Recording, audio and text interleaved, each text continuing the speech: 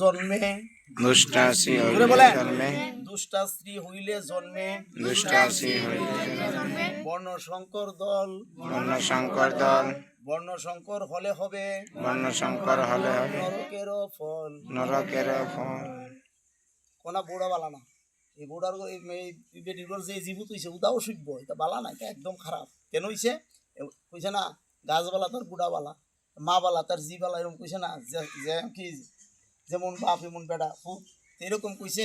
পিতা মাতা যদি ভালো হয় সন্তান ভালো হবে, আর যদি স্ত্রী যদি ভালো না হয় তার করে সন্তান যদি হইব, এগুলা নরকে যাওয়ার লাগে আপনারা ফল দিব। ফল বুঝেন তো? পাপ কর্ম করব, এই ছেলের পাপে আপনারও পাইব, হ্যাঁ, আর আপনি এই নরকে যাওয়ার জন্য ছেলে আনছেন পৃথিবীর মধ্যে। এর জন্য বলছেন বর্ণশঙ্কর। বর্ণশঙ্কর অর্থ কি জানেন? বর্ণশঙ্কর মানে সে কুলধর্ম ত্যাগ করে। কুলধর্ম মানে কি? যেমন যেমন মনে করেন আমাদের কুলধর্ম হইল শিখা রাখা। শিখা রাখা কি জানেন? এটা কুলধর্ম। এই আগের দিনে আমরা ছোট ছোট ছেলেরা দেখছি মানুষের কে শিখা রাখতো, এরকম রাখতো। ভারতবর্ষে দেখবেন কোটি কোটি মানুষের শিখা আছে, গিয়ে দেখবেন সারা ভারত শিখা আছে। শিখাটা কি?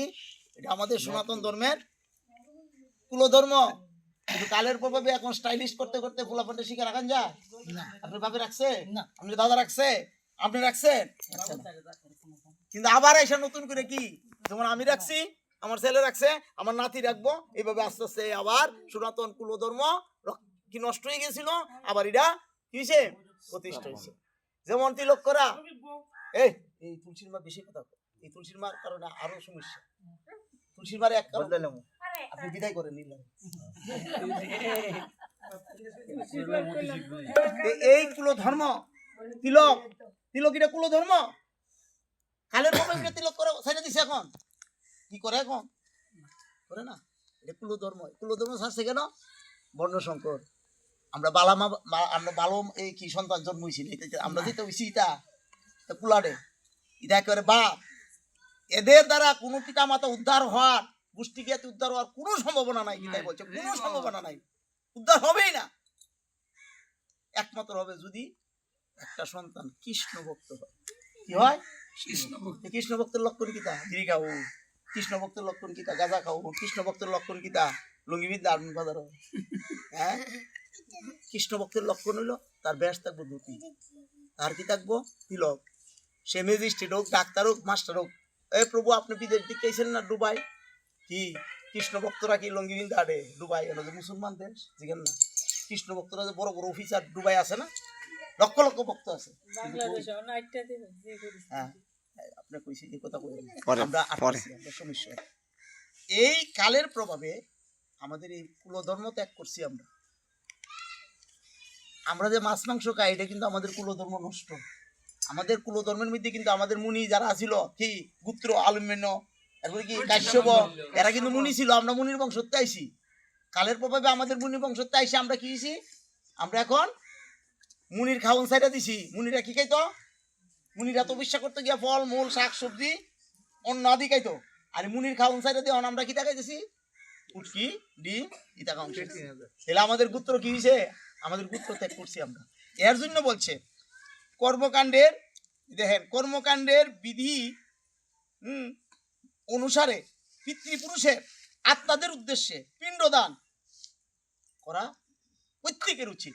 পিণ্ডদান বুঝেন তো? আড়ার গুল্লা বানায় না, আমরা তো দিছিলাম ছাত্রের মধ্যে আড়া দিছে, মানে গুল্লা বানায় কেমন বুদ্ধি। ব্রাহ্মণে কষ্ট করে রানবো, আবার বুক দিব, এত সময় নষ্ট করবো, তাড়াতাড়ি করে আড়া আনাই না, একটা গুলা বানায় আছে, আদ্য করে যা দাদা আড়া খাই আমার যাক। পিণ্ড মানে আড়া দা না, পিণ্ড মানে ওই যে অনেক দুধ দিয়ে ইয়ে করছে, পায়েস, কি কাশ্মীরি দুগা, তারপরে কি সানা, কত কিছু করছে কইরা রাজবুক সাজাই দিবে আমার দাদারে বাবারে। হ্যাঁ, আর আমরা যদি কইতাম যে কাঁচা আড়া নয় না করতেন, দিয়ে গুলা দিয়ে যাওয়া, তাহলে দেখি পিতৃপুরুষ খুশি হইব, খুশি হইব। কিন্তু আমরা এত মূর্খ, ব্রাহ্মণে জিজ্ঞাসা করি না যে এই কাঁচা আড়া কেন। হ্যাঁ, আমার দাদা কি কাঁচা আড়া খাইব? অন্তত রুটি করে দো, তাই বলছেন। ওই দেন এখানে বলছে এই পিণ্ডদান, এই দেখেন এই পিণ্ড কি পিতৃপুরুষের উদ্দেশ্যে যে পিণ্ড, এই পিণ্ড কি দিয়ে হবে? ভগবান বিষ্ণুকে পূজা করার মাধ্যমে এবং ভগবান বিষ্ণুর উদ্দেশ্যে উৎসর্গীকৃত প্রসাদ দিয়ে এই পিতৃপুরুষের উদ্দেশ্যে দান করতে হয়।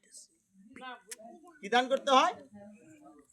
এই পিতৃপুরুষের উদ্দেশ্যে ভগবত প্রসাদ দান করতে হয়। গীতার প্রথম অধ্যায়ে 41 নম্বর শ্লোকে বলা আছে, আপনি গীতা খুলে দেখবেন। আবার অনেকে কই না এটা বোধহয় ইস্কনের গীতা বানায় মনে লেখছে।